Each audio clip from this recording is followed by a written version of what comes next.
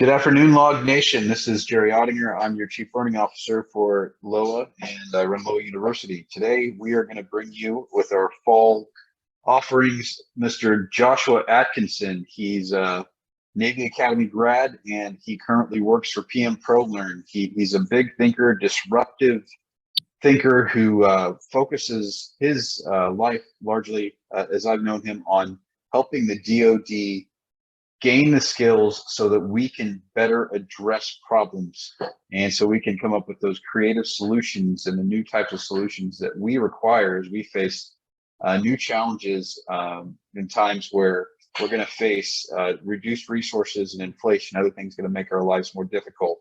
The goal is to get you all with some more tools in your bag, so when you face a problem, you can actually reach in and have some learning and introduction. This is part 1 of 2. We're going to do this to a deeper level in the spring. With that, though, I'm going to hand it over, Josh. The floor is yours. Awesome. Hey, Jerry, I really appreciate the chance. Honored to be a part of LOA U as a Marine Corps Loggie myself. Love what LOA is trying to do, love what LOA U is trying to do, and really excited to talk today about something a little bit odd and maybe a little bit uncomfortable, right, as we want to try to disrupt and build the right culture across the force, right? And to your point, how do we integrate industry best practices to make our leaders in uniform better today, set up for the peer fight, then also start looking at creating some of that job credibility down the road and in the future. So excited for this and excited to be coming back in LOA 2023. So all that being said, title of the presentation today is called Leading in a Constrained Environment, right? Seeing limitations as a force multiplier, right? Why we need to learn to say no. Okay, I experienced some of this on my experience on active duty as a loggie. This came out of a lot of my own professional experiences, my own discussions with professionals, and really just seeing the industry world as well on how do you build high-performing cultures and teams. And sometimes it's that need for the honest feedback that says, I'm not ready yet, right? So introduction, as I said, I'm a Naval Academy grad. My name is Josh Atkinson. I'm a project manager, a Lean Six Sigma Green Belt. I'm a master logistician, also a change manager. I had the privilege to deploy twice to Afghanistan, both with joint forces, right? Once with NATO, the other one was SOCOM and human intelligence. I'm now the chief strategy officer and one of the founders of PM-ProLearn, and really want to just help people learn to think differently. All right, so always good for planning. There's some assumptions going forward today, right? We're going to make some assumptions that we are not really able to calculate total force readiness as of right now, right? We're going to acknowledge that zero defect culture is a reality. All right, we're going to assume that resources are reducing and budgets are getting smaller and manpower is also getting smaller. All right, we're going to make an assumption the words I can't and no, I'm not ready are seldom spoken. Okay, we're also going to make the assumption that real and honest discussions about readiness and current capability are not had at the proper levels in order for us to actually address root problems, right? And on the last one, we're going to assume that we're actually not solving the problem knowing what the root cause is, right? This doesn't mean we're not taking good action. We're solving things, but we're not possibly going down far enough to solve the right problem, and therefore we're leading to waste. All right, so the agenda, part 1, does the environment affect how we lead? Okay, the next part's gonna be building a cultural foundation, and the third part's gonna be using the tools that we have at our disposal, where I'll start working at integrating things that DoD already does and start talking some best practices in industry as well.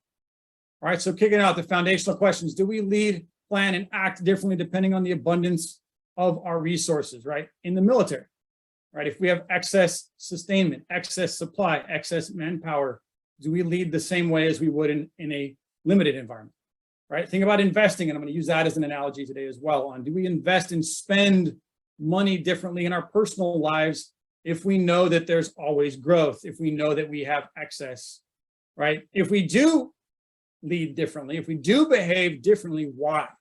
Right? Why do we behave differently based on the environment that we're working in? Right. And the last point is the environment changes from a time of plenty to a time of want. What do we need to do differently? Right? What do we need to change with how we lead, how we plan, and how we act? Okay, and I would argue that we definitely behave differently depending on the environment.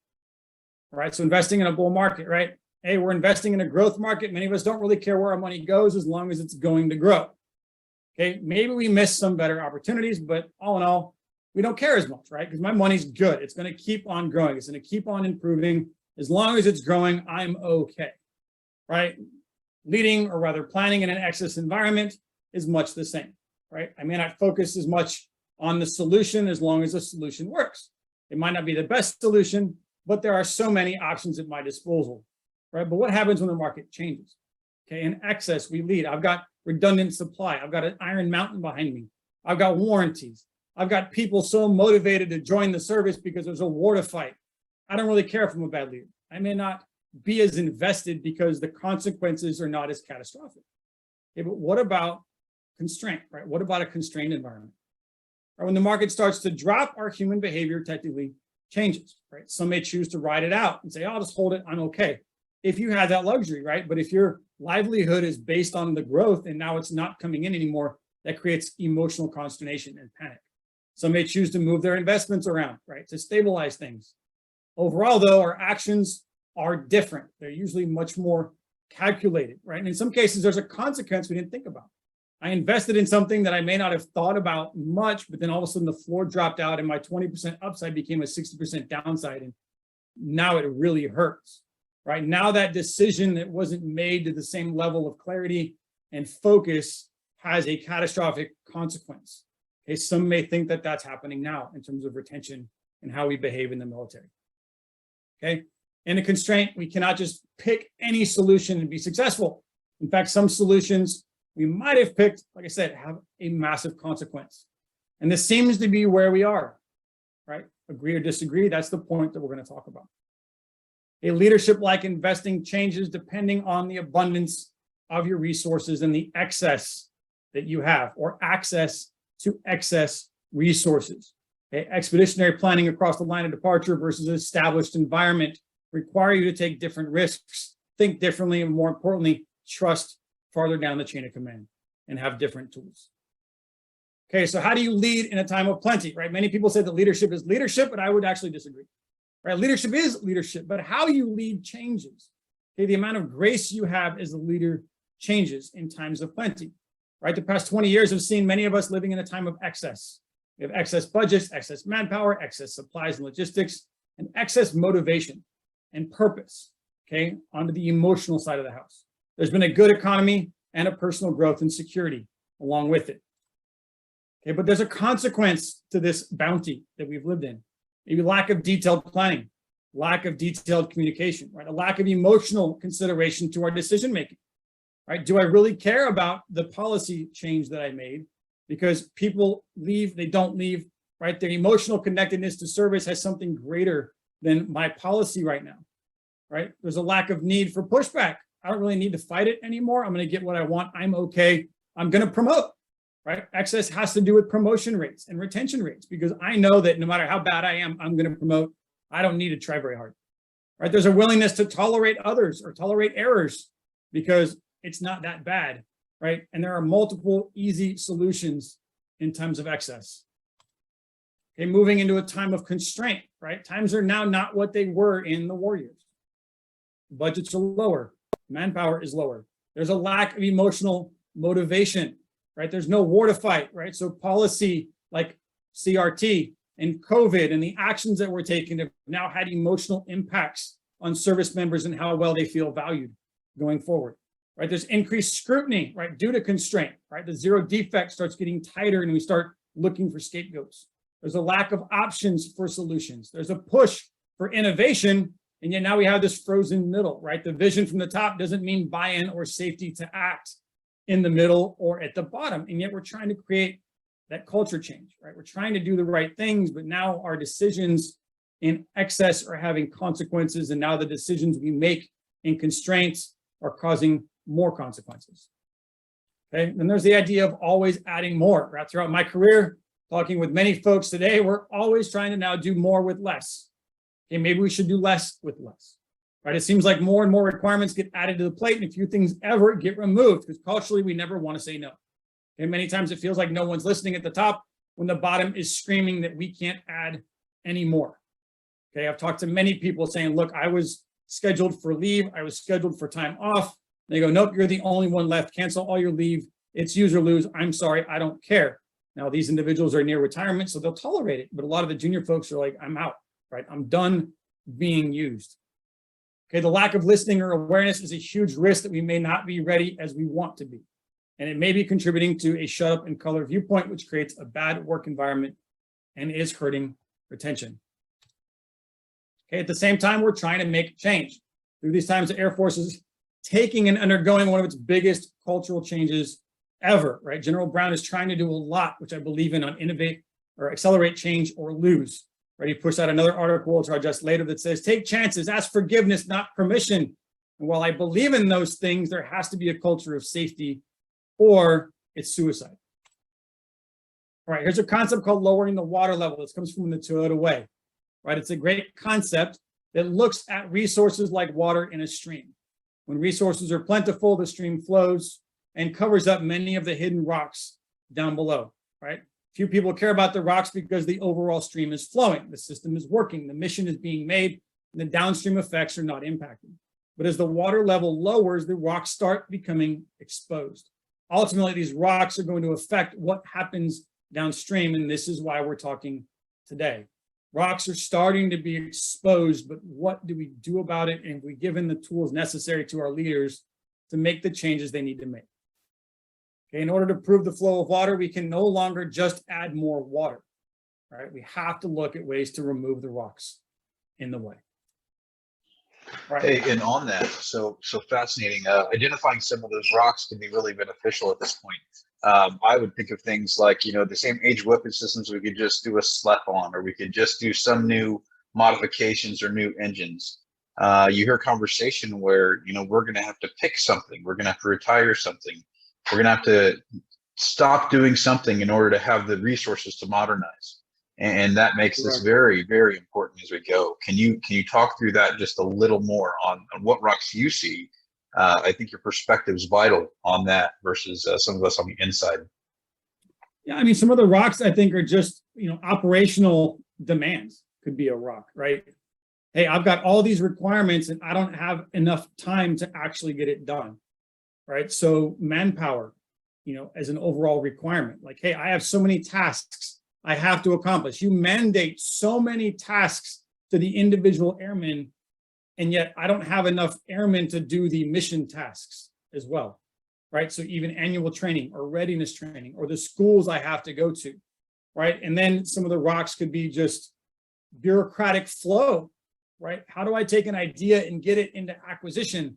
No, the rock is simply how many review steps are in the process, because I'm too willing to take risk. I'm too unwilling to allow a decision to be made by a colonel or a major, because that might look bad on my record. So everything comes to the colonel's desk, right? And I've heard this said from others, even at General Brown's level, he's signing documents that an 06 should probably sign because culturally no one wants to take the ownership of that risk, right? So bureaucratic rocks, manpower rocks, training requirement rocks, right? Or the COCOM demand side of the house, right? Every COCOM has the same demand. They keep asking for more and everyone keeps telling them yes. Well, those rocks, right? The limited factor, I can't execute all the missions we're being assigned right now, right? Those are rocks. The flow, the resources are finite and they're lowering, and yet the demands, the throughput demands are getting bigger, right? Some cultural rocks. Okay, do I allow my team to speak up or not, right? Sometimes it's policy rocks, right? Hey, the way we have policies are hurting people and therefore reducing willingness to work hard. Okay, there was an article the other day about the enlisted pilots, right, on the Predator Reaper program that all of a sudden now fighting to get another job. And they were told one thing and that policy changed, right? Hey, you know what? My willingness to work hard isn't what it was because you're not taking care of me, right? So there's culture rocks, there's resource rocks, there's training and operational tasking rocks, the number of programs in existence that have to be maintained. I mean, I think there's lots of things that are all kind of unique to each department and each unit in some ways, right?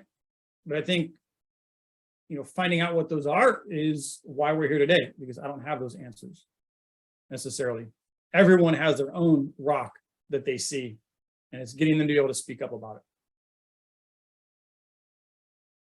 So, the next comment, right? Something has to change, right? We have to first admit that something's wrong. We cannot pretend or wish away that everything is fine, right? In logistics, we called this the 11th class of supply, fairy dust.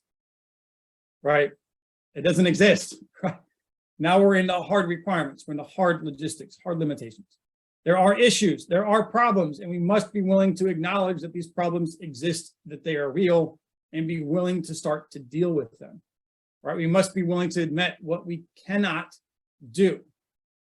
Okay, now people see this as a scary point. People see this as a bad day, and yet I would argue until I know what I need to be able to do, and I accurately assess what I can and cannot do, I cannot accurately then fill in the gap, right? I can't make it better if I'm not willing to admit what it has to be and what it's not, okay? And I think we're in this world of pretending that it's fine, and yet we have to start being honest with ourselves, right? We have to start being honest with what's going wrong and listen when someone brings up the problem. Okay, and that goes to my point on seeing the rocks as blessings.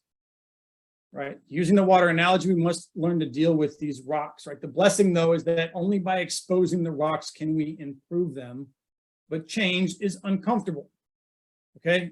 It's not fun to admit that my house is not in order. It's not fun to admit that we can't meet mission, right? But by admitting what I cannot do, I can start getting the necessary help to make it better, right? I start gaining buy-in and cultural adaptations and support, because you're willing to listen when someone says, I can't. It doesn't say, I can't because I'm not willing to. It says, I can't because I need you to believe in me and let me be a part of the team, right? We might be able to fix it. And by admitting what I can't do, I can start finding solutions to get to what I need to be able to do. But we have to slow down enough to start addressing change, right? The first step in any recovery program is being willing to admit that the problem first exists. Right, back to AA. Hi, my name is Josh and I'm an alcoholic. Now, I'm not really an alcoholic, but that's how the conversation starts, right? I'm willing to admit that I have something that needs to be fixed. And until we get to the point that admitting that something needs to be fixed, you're never going to take any action to actually fix it. Okay, this not only applies to personnel recovery, but it also applies to any process improvement methodology or modernization effort, right? Why are we modernizing? Why are we trying to improve something? Because it's not meeting a standard. It's broken. Right? Broken doesn't mean permanently wrong. Broken just means let's make it better. And we want to be continuously improving. We want to make things better, yet we have a culture that says, pretend like nothing's ever wrong, right? Some may disagree with that. Some are going to hate me for saying that, but fine, call it what it is. It's what I've seen at times, right? Some don't, some do. Some want yes men and women to just tell them how great it is and never bring up any problems. Some are willing to have those honest conversations and let their team be a part of the answers. Right? But once we admit the problem exists, we can start to identify solutions. All right. Absolutely. And that gets into the idea of embracing the red. It gets into look at every qualified yes in your readiness reporting system. You know, is there anything beyond red and green, go, no go? A qualified yes oftentimes is a no we don't want to talk about. So you're hitting everything from personnel to true readiness issues in that comment, and I really appreciate that where that can take this conversation. Oh, right. DERS is a worthless organization, right? I'm just going to call it what it is, and I've been blasted for this before as a G4 readiness officer on the force sync, right? Qualified yes to me means you're a no, and I wish the readiness reporting system was what are you snap in time today? What are you? Now, if you're not ready, that doesn't mean you're a failing leader. That means you have fortitude to actually say, I'm not ready today. Right? Then we can start looking at what would it take to get you ready and maybe change the readiness system to have a as of right now, and then a 30, 60, 90, 6-month, 1-year projection with a detailed requirements list to allow you to achieve a level of readiness, right? And in aviation, we had the full mission capable, partial mission capable, right? What if we applied that same concept to organizations or hell to even individuals, that an individual TNR tracking system with a chain-to-chain model back to individual coding on capability, and when's the last time I actually used it, right? So I was a TNR manager in aviation. I've tried to bring this in to the ground side, but ground side readiness is usually based on an organization and the organization overall. But if we apply that individually, now we know where to focus training. Again, data and honesty gives you the ability to affect change. Wishing it away with qualified yeses is crap, right? Qualified yes means not ready.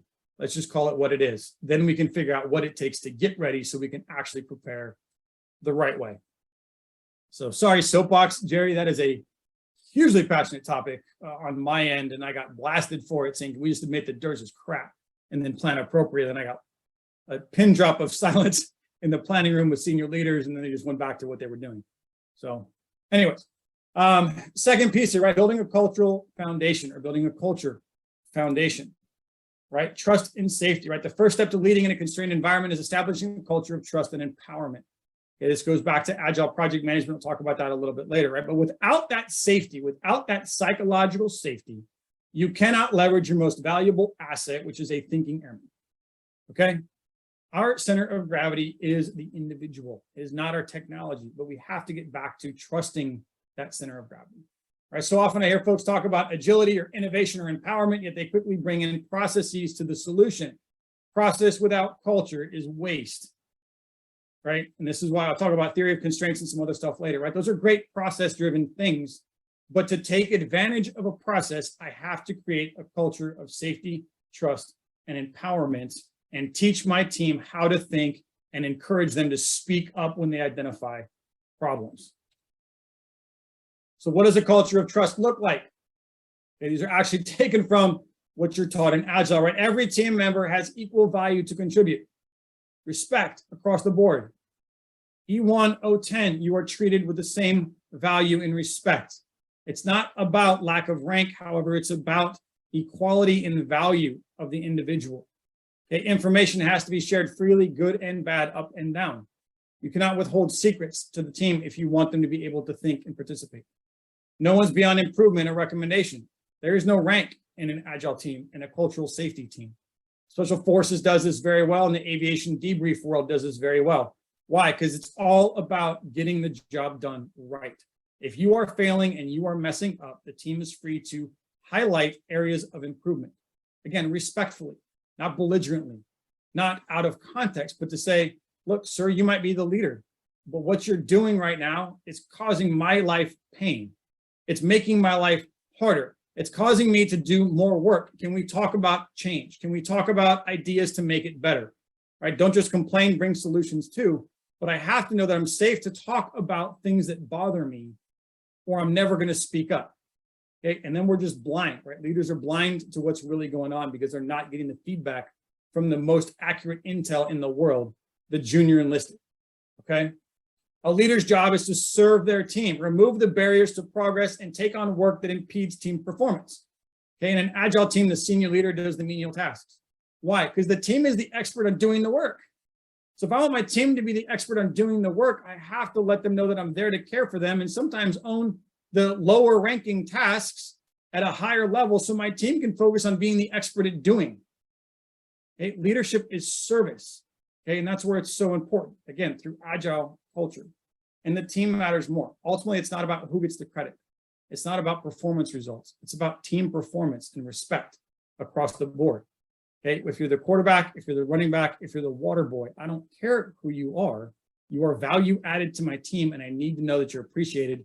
And in your sphere, I want you to give me all the feedback you can to make your life better and our team better. So please speak up. Okay, changes with AFDP1, right? Going back to General Brown and the starting point of a lot of this stuff. We have to give airmen leeway without being prescriptive to lead and execute while still meeting intent.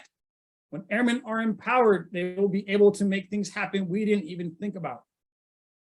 I agree, but that goes back to safety and trust. Leaders must push decision-making to the lowest competent, capable level using doctrine as a foundation for sound choices. Also, I agree.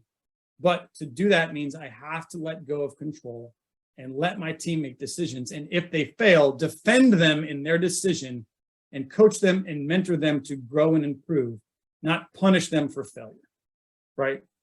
Back to the zero defect assumption. You may not like it, but it's there, okay? Newest article just came out, again, from General Brown. What I'm encouraging airmen to do is move in a direction and in some cases ask for forgiveness, not permission.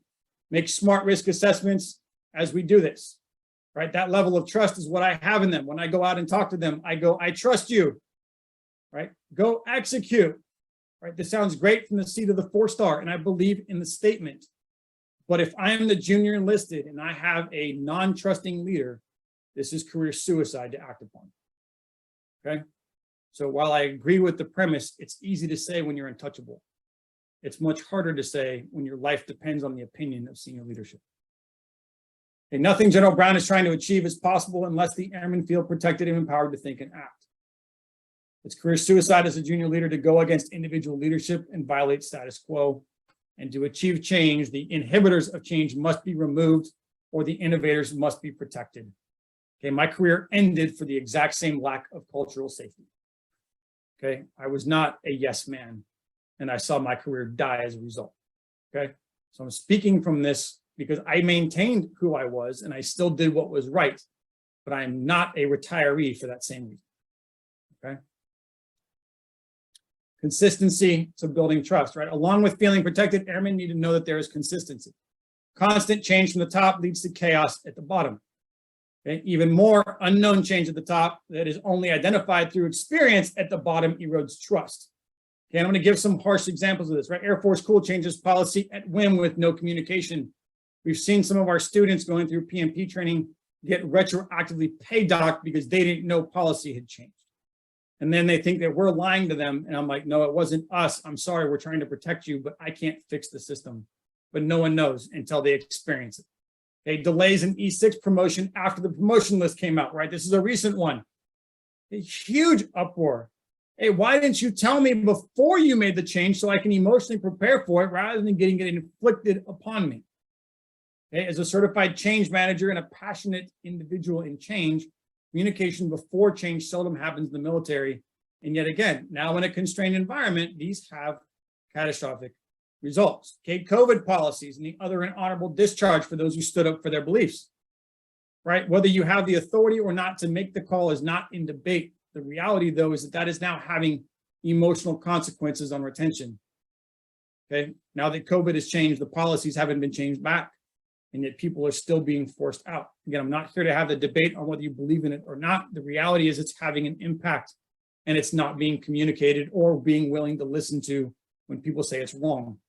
Okay, all of these erode trust in the system that is advocating for folks to take chances. Back to General Brown's guidance. You want me as an airman to take a risk in a system that is notorious for screwing those who violate and take risks. Okay. If you want to create innovators, you must protect them or change the system overall.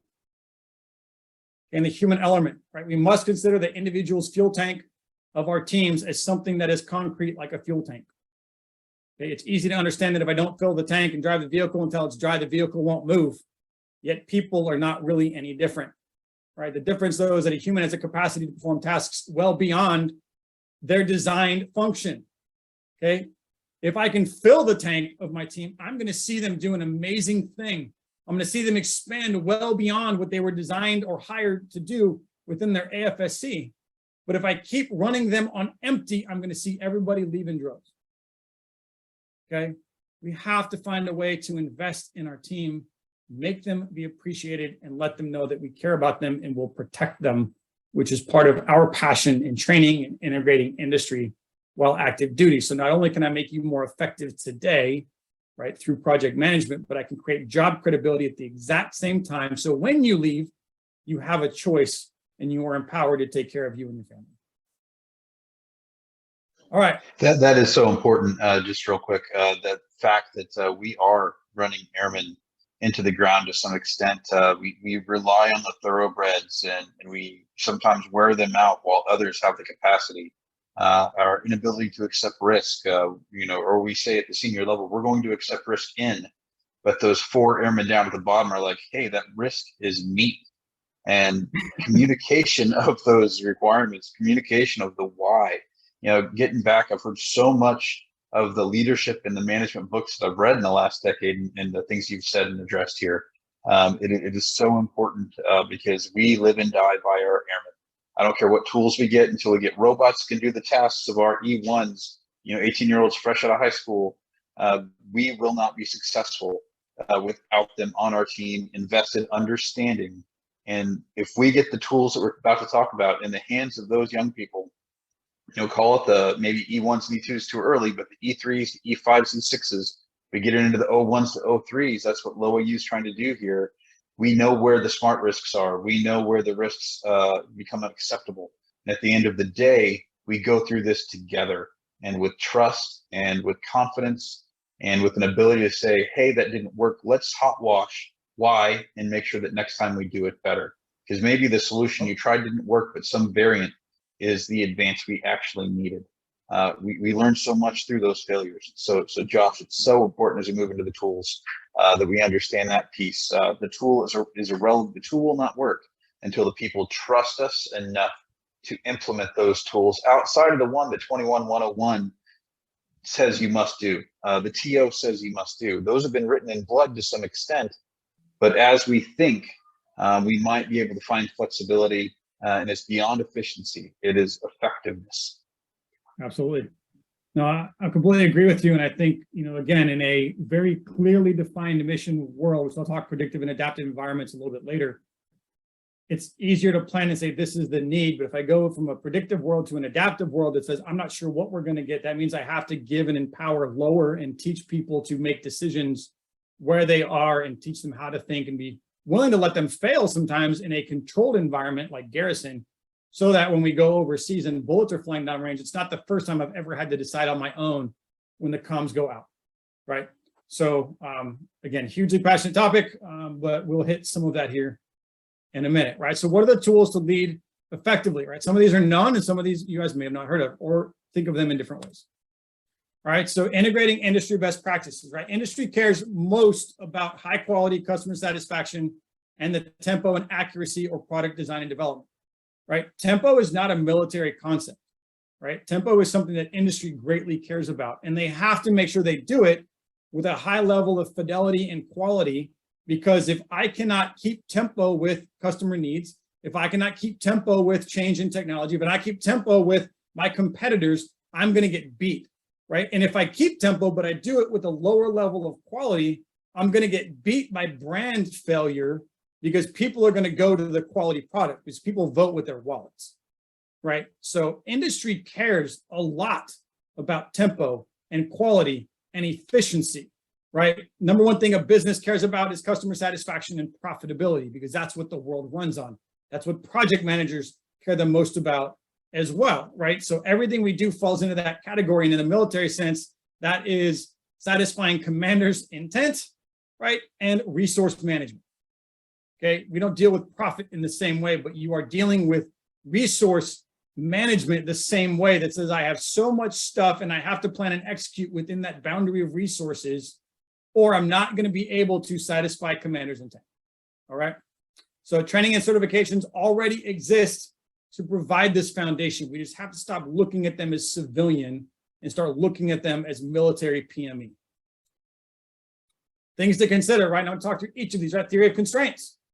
Near and dear to the logistics community, right? Talk. It's a great way to assess a problem. Okay, Lean Six Sigma tools. I'm not going to hit Lean specifically in the beginning, but there are things that Lean Six talks about that are great ways to analyze a problem. The capability-based assessment process, right? The CBA. This is a known acquisition tool. It's a great lens to look at problem framing, right? The PM toolbox. This to me is a trifecta between Agile PMP and Lean Six Sigma. I'm going to walk through that a little bit, again, as a capability set. Right? So theory of constraints, right? What is it? For those that don't know, simply assess the system for throughput capacity, identify the weakest link, subjugate everything below the capacity of my weakest link, fix it, and then move on to the next one. It's simple. It's not hard. Look, I'm having a problem. My constraint is this. Don't keep running the whole system at full capacity, right? The Goal is a great book. If you guys want to read it about this one, right? It allows you to look at the system in its entirety and say, why am I operating the system at full capacity if one segment's only working at 20% capacity? That's waste, right? Waste is a Lean Six concept. However, back to culture, if I don't let my team speak up and say, this is dumb as shit, right? To be belligerent, like, why am I doing this? It's wasting my time. Then I'm not going to take advantage of the fact that someone has a solution. Right? How do I know as a leader the system's broken if the system isn't communicating back to me that something's wrong? Again, back to culture and safety. Okay, removing waste, right? Value stream mapping is a great way to build a process map. Let me identify all the touch points and then assess, was this step necessary? If it wasn't, get rid of it. Right? Job security. Why is there so much bureaucracy? Because everyone wants to say valuable and important. And if I don't have this job anymore to sign a paper in triplicate, I'm not important. Maybe you're not, and it's time for you to move on, right? Now, from a businessman perspective, this is called waste and I pay for it, right? Why am I paying for things I don't need, right? And labor is expensive, right? Labor is actually the most expensive thing you will ever manage in the civilian world. It's actually one of the highest dollar figure budgets in the military above all programs. It's the cost of the airmen. So why am I wasting time and resources, personnel on processes that are not necessary, right? So value stream map it, assess it. And if it doesn't need to be there, get rid of it. But the SOP said, I don't care. But the policy said, why? And then rewrite the policy. But before I can rewrite the policy, get rid of the process anyway, because it's not necessary, right? Ask for forgiveness. I skipped it. Why? It wasn't worth it anymore. If it's not adding value, it's not necessary. Remove it. Value stream mapping or spaghetti diagram can also assess flow, right? Flow-based waste and efficiency. Why is this routing in this process when I map it? Because it seems like I'm doubling back a lot. Okay, this is where lean comes into play. 5 why concept. It's a 6 Sigma process. If I want to figure out the root cause of a problem, ask the word why 5 times. Why did this happen? Because this happened. Why did that thing happen? Because this other thing happened. Why did that thing happen? Because this other thing happened. Why did that happen? Because the person was uneducated, ill-informed, and didn't have the authority to make the decision they wanted. Great, let's fix that, right? Let's fix the root cause of the problem, right? And I apply this in many ways, but I also talk about this in solutions, right? I call it David and Goliath problem set. Many times leaders want to help their team. So like King Saul in the Bible story, he gives David all of his armor to help him go fight a giant, right? All David wanted to tell the king is, I'm going to go kill the guy. I didn't need your help. I just wanted you to know, right? But leaders feel like they have to do something. So we do something and inadvertently burden our team with the wrong solution to a problem they didn't even say was a problem, right? So before you fix the problem, assess what the root cause is going to be. And this is a tool to use to do it. And Lean 6 is known in the Air Force. And you guys just hired a self-paced CBT model, which is great for exposure, yet these things to be applied require you to have a coach, someone to talk you through how to do this. And then as I learn it, I have to be empowered to actually make change. If I'm not empowered, I have a tool sitting on a shelf that's never being used. Okay, back to culture and why culture is so important. All right, the CBA process, right? It's a bit of an eye chart, but I'm starting with a CONOP. Higher leadership in the Air Force says, this is my concept, this is my idea. Right, the next step, once I have the environment and the context of what I'm operating in, I have to identify the tasks necessary to accomplish this new idea, right? These start with UGITLs, typically metals, METs, metals, everything, different services have different requirements lists, but those say all the things I have to be able to do at this point, right? Well, then I have to assess what I can actually do. Okay, and this is where this honesty comes into play. Look, these are all the tasks necessary with resource mapping to get this mission done, but then I have to step back and go, this is what I can currently do. This is my as is state. This is my need to be or to be state. And there's a gap in between. And where there's a gap, we have to be honest and say, no, we can't do that. Okay, once I identify these gaps, I can do a risk analysis on the severity and likelihood of that gap, right? What happens if I don't mitigate it? What happens if we let it exist currently? What happens if I do nothing to fill in this gap? What's the consequence and what's the severity and the likelihood going to look like? Okay, once I identify that, then I can choose which gaps I want to prioritize finding solutions for. These are high likelihood, high consequence. Those we need to fix right now. Okay, great. What are the possible solutions for that? So then we bring in the experts. Now, typically these are done in vacuums of acquisition folks or whoever, and they start putting solutions together. Like, well, let's bring in some E1s and E3s and E5s to start throwing solutions on the board. Hey, what do you think the solution could be to this problem, right? And this doesn't have to only apply to acquisitions. This can apply to a squadron leadership idea, right? Hey guys, this is my idea. This is my commander's intent. Okay, great. What are the tasks necessary to achieve this intent? Okay, what can we currently do? What can't we do? All right, what do you think would fix it? Okay, so solutions development is brainstorming all these ideas, right? And then I look at implementation, right? The solutions fall into 2 categories, right? The .mlpf change request or the DCR, okay? These are non-purchasing things, typically. Look, I need a doctrine change, an organizational change. I need more training, right? Little m, I need more of the stuff that's already procured. I just don't have enough of it. So please buy me more of this already approved thing, right? Personnel, facilities, or policy. Okay, what needs to change for me to achieve this objective? And then you have the acquisition, the big M in acquisitions, the ICD, the CDD process, right? There's a capability I need that we don't currently have, and I need to design a solution. Right now, I'm applying this again from an acquisition context, but the same process could be used for human performance. It could be applied for squadron leadership. It could be applied for manpower, right? The same thing could be done, but the critical element is honesty in the gaps and creativity in the solutions, right? And bringing the right people into the room to speak up, have a voice, listen to them, let them be a part of the solutioning. And back to change management gone wrong, if the solution is designed by the person who has to execute it, they're much more willing to support it, right? Hey, it wasn't the king dumping armor on me. It was David coming in and saying, I need a sling. Great, I got one for you, right? So again, it goes back to how we want to identify and implement change. Starts with empowerment. All right, a slide near and dear to my heart, right? The leadership toolbox and what we're trying to achieve. Project management, agile. It's about small teams and rapid change, right? How I do as much as possible with the small team that I have to understand that change is required and desired and allow everyone to speak up. The entire list of cultural safety I talked about earlier comes from agile project management. Okay, Lean Six Sigma, this is known as about efficiency and quality. How do I optimize the workforce and the value stream maps of what I'm doing and improve the quality of the output? How do you measure it? What do you do about it? And when I identify something that needs to be changed, how do I run the project to implement the change? Right? And then PMP, again, these are all industry things, right? Project management professional. Okay, the strategic end. I'm going to show you another slide in a second that maps this out in a different way. But Lean is taught in Agile as efficiency. Six Sigma is taught in PMP as quality, and have the PMP exam as Agile, right? So these things become a continuum of capability that we can start at E4. Right? Agile requires 1.5 years of experience. What if every E4 and E5 was certified in Agile or our second lieutenants? Let me teach you about leading in a change environment with the tools to not make chaos, but controlled plan where change is expected. Maybe by E5 or E6, I'm teaching them Lean Six Sigma. Now you're in that leadership role and you want to optimize your workforce. Let me teach you and give you tools to make you effective, to be able to streamline bureaucratic stuff and make change. And then by E6 to E7, right, you can get your PMP. Right? Let me add the strategic top to this whole thing to give you a new way to think, because no mission like a project is ever one thing. There are knowns and unknowns. There are timelines, there are deliverables, there's intent and idea versus constraint, right? These are all different. And I have to teach people ways to think and plan and lead beyond the joint planning process. JPP is fantastic if I want to go kill shit. It's not so good at doing a maintenance upgrade, right? And at the same time, if I look at what these certs do in industry, there's over 1 million jobs looking for those capabilities.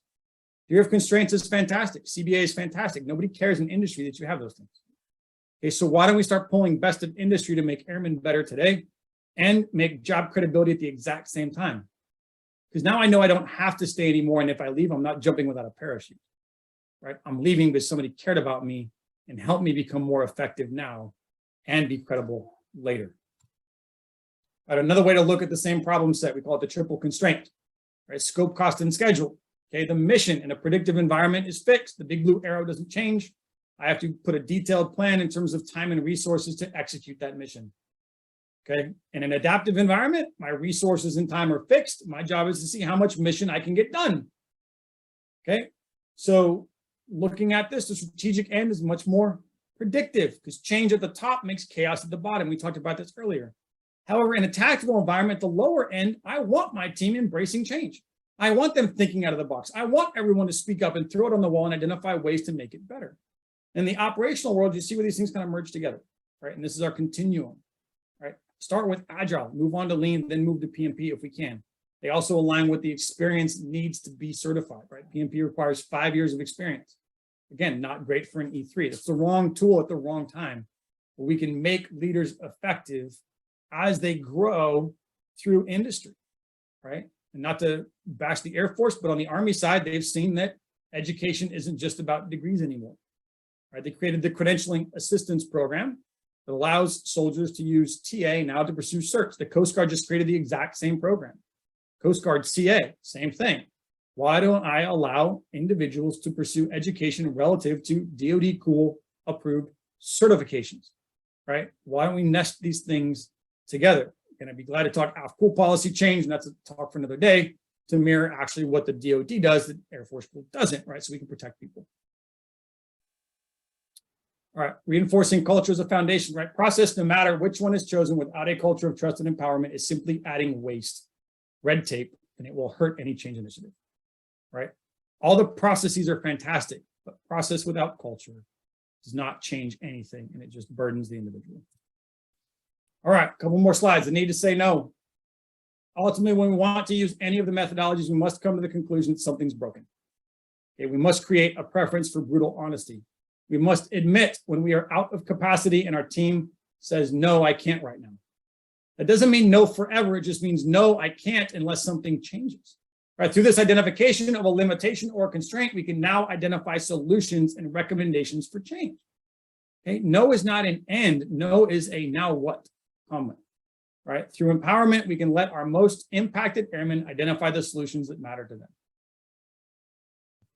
Right? So what if we say no? Right? What if we allowed our airmen to voice their concerns and we actually listen to them?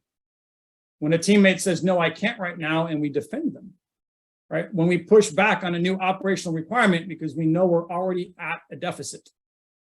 We're at a human deficit. Yeah, there's a risk. We're working the weekend. They've worked 5 weekends in a row. How about we just say no to the hire at this point and say, I can't do it? What if qualified yes was really a qualified no right now in DERS? Okay. When we give our team rest and protect them and their families. Or what if when we realize that something has to give right now, it's our equipment and not our airmen? Right? Again, this is where hard leadership comes into play. Make that assessment, protect your team. Stop defending your career and start defending your people. The positive impact of no. By listening and empowering our airmen, we create safety. By protecting our airmen, we allow them to take chances and think. By being willing to invite honest discord, we can identify the foundational issues and start to fix them. By allowing our team to fail and self-organize, we move unnecessary burden from senior leaders and actually leverage the full capability of our team. By integrating the best of industry, we can learn and improve. And there's hope. All right, I'm highlighting what some may say is extreme, but for many, this is their reality. I want to bring an equal message of hope, right? Airmen are resilient and change is possible. Okay, conclusion and wrapping this up, leading, planning, and executing in a constrained environment is different. Many leaders today have never had to lead in this environment. Building a culture of trust and empowerment is key. That is the foundation. We must admit that something is broken in order to implement change. And leveraging and empowering and listening to our airmen up and down the chain of command is the best way to find solutions. Okay, my concluding statement, the most effective weapon in the battle space is a thinking service member and their weapon. We must find a way to improve on thought and empower decision-making at the lowest possible rank. It has been an absolute honor and pleasure to present. I look forward to seeing you all at LOA 2023 to continue this conversation as able on how do we affect the right change to build the force we need in the peer fight. Jerry, thank you for your time today. Hey, Josh, thank you. You have hit some really important points talking about culture, and how a leader who really is in their proper space can accept some risk and listen to their airmen. They will be there. They will be trusted. That they will not only hear problems when they're trusted, they will be able to help solve those problems. And whether it's a 1-year assignment or a 4-year assignment, as we talk about the future of the officer and enlisted assignments, we can actually get after some major problems. Starting with that saying no, in a fire, you need, the spark, you need the fuel, and you need air. That opportunity to say no is creating that oxygen that will feed that flame. Without the flame, it's going to smolder. You're never going to get there. And we have so much on our plates as we go forward. I am excited to hear where this can take people if they think about that aspect of, if you say that new requirement is one too many, we need to take a knee this weekend, that is good for our people. That will help with mental, with their physical, with all of the aspects of their well-being, and ultimately improve mission effectiveness as they come back refreshed when you let them take a knee and then get right back after it.